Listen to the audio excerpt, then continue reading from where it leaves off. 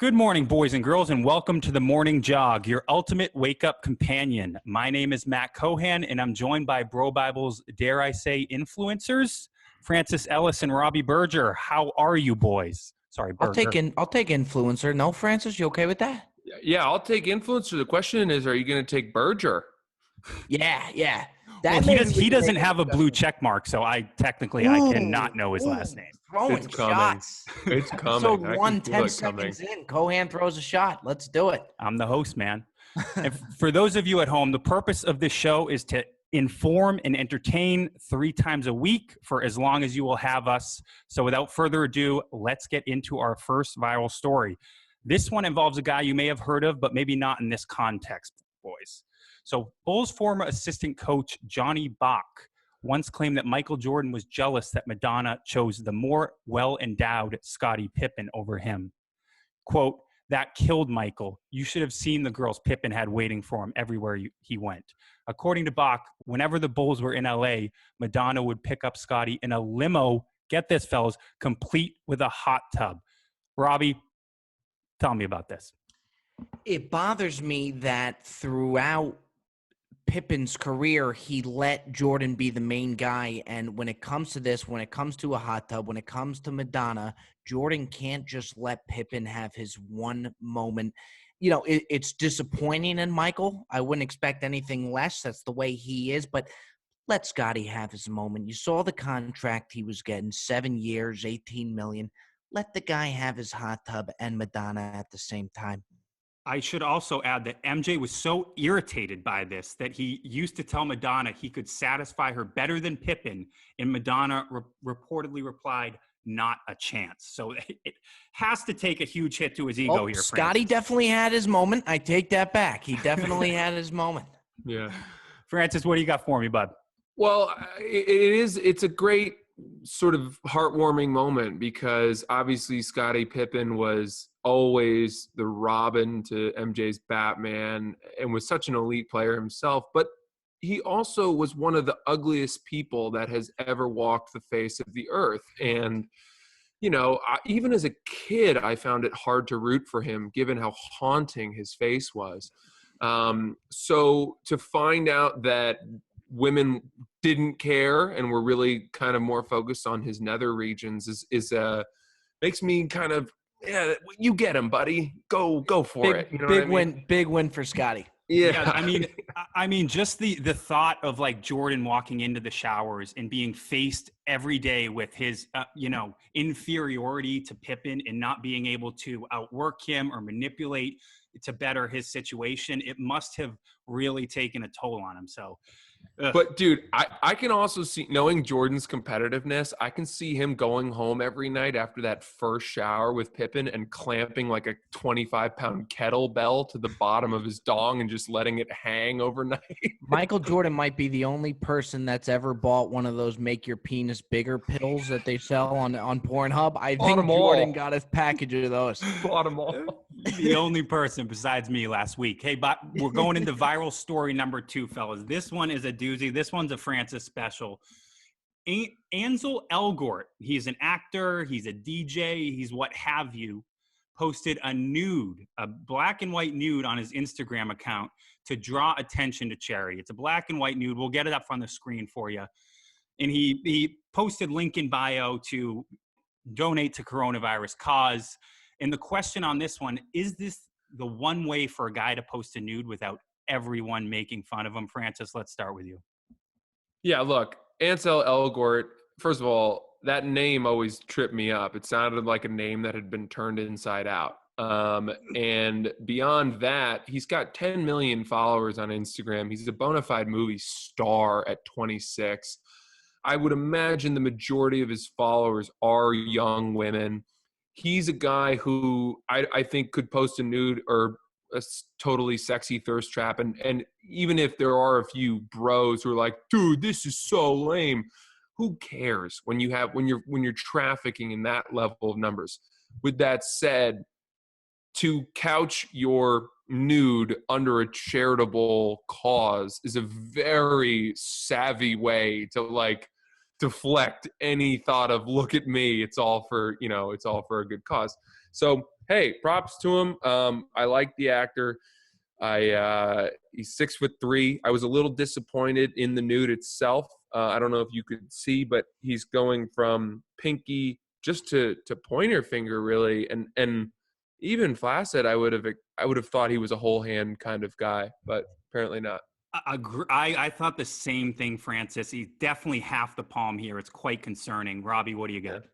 No, I totally agree with that. I think the beauty of the nude is you're allowed to Photoshop it, do whatever you want, take as many takes as you want. It's almost like somebody surprised him and said, hey, you're going to do a nude for charity. It's like he doesn't look ready.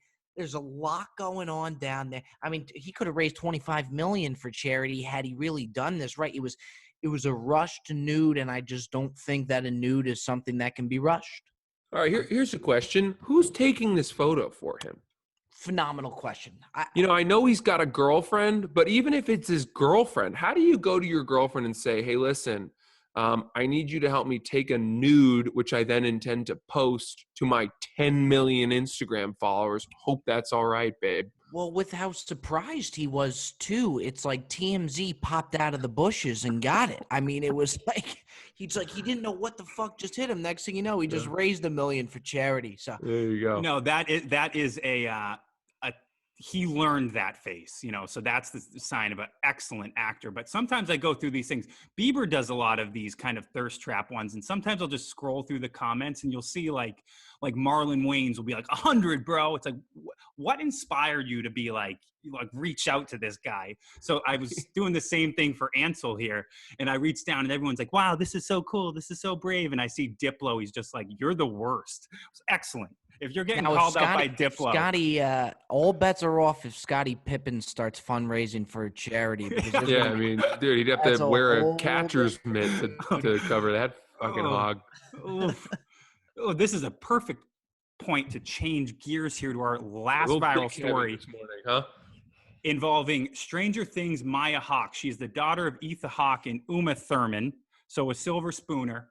And she thinks Gen X is to blame for all of our problems. In the latest issue of Nylon, she said, in quote, she is so annoyed at our parents' generation. They had it so easy. They were all just high and driving around in cool gas-guzzling cars, destroying our environment and voting for the wrong people, having no wars, no plagues, no pandemics. We're all in our 20s. We're supposed to be having fun and doing drugs and partying, but instead we're going to soul cycle and trying to outlive our planet.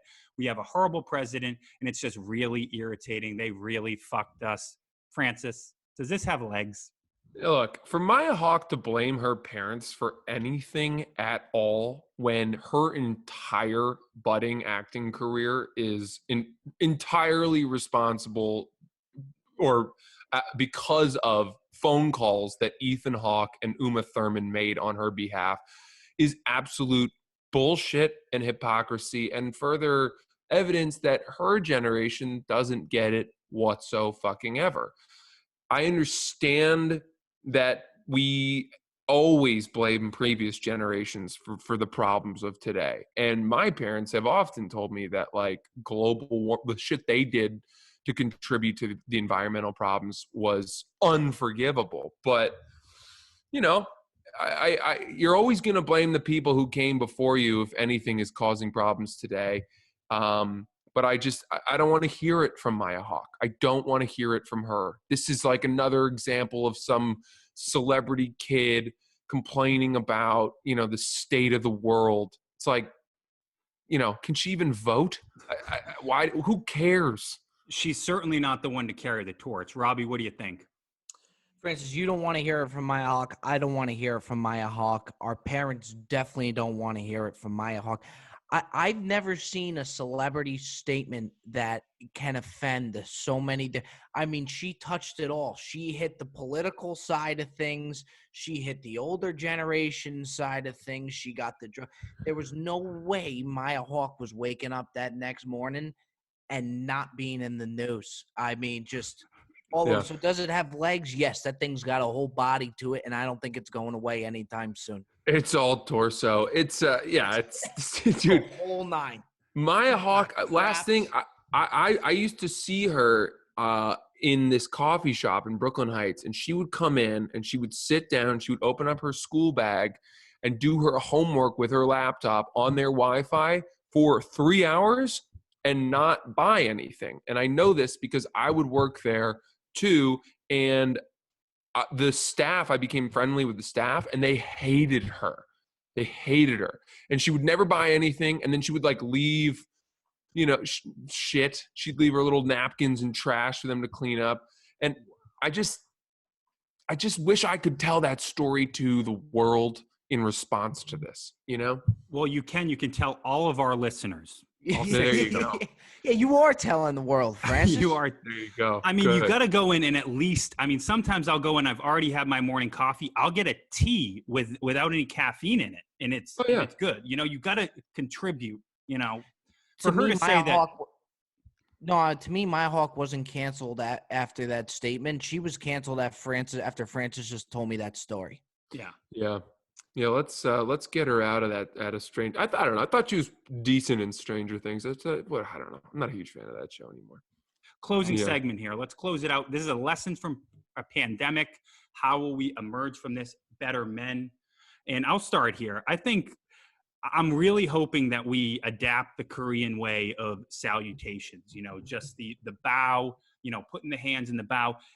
Handshakes are gross. We know that Francis's hands are unruly soft. So, nobody wants to have that insecurity growing up. No. And if we can kind of mold into that, then I think society will be better off in the long run. Francis? Yeah, my hands are softer than Scottie Pippen's penis. And I'll tell you what, I'm glad that we're going to kind of universalize handshakes, especially from a racial perspective, because I fumble that a lot. But I don't know. For me, I think I'd like to take out of this to maintain a little bit more of the structure that I've adapted to here, because I'm enjoying the fact that I'm waking up at like 7:15, 7:30 in the morning, that I'm going to bed at a decent hour, and I just find that my mind's a lot clearer and I'm a lot more productive, and I'm hoping I don't lose that once things return to normal. Right. Aspirational. Robbie? Yeah, for me, I've said it to you guys before. I'll say it here. Episode 1 of the Morning Jog. I will be the most polite, truest golfer out there on the course. As far as the appreciation I'm going to have for this game, the appreciation I'll have for hitting one far right into an opposite fairway. I won't short any putts or anything like that. I just will have a different appreciation for golf and many more things when all this shit is said and done. Almost brought a tear to my eye there, Robbie. Yeah, I got a little emotional too there. I'm not going to lie. Good man. There you have it, boys and girls. The very first episode of the Morning Jog. We'll see you back here, I guess, Friday. Don't forget to tip your delivery men. Peace. See ya.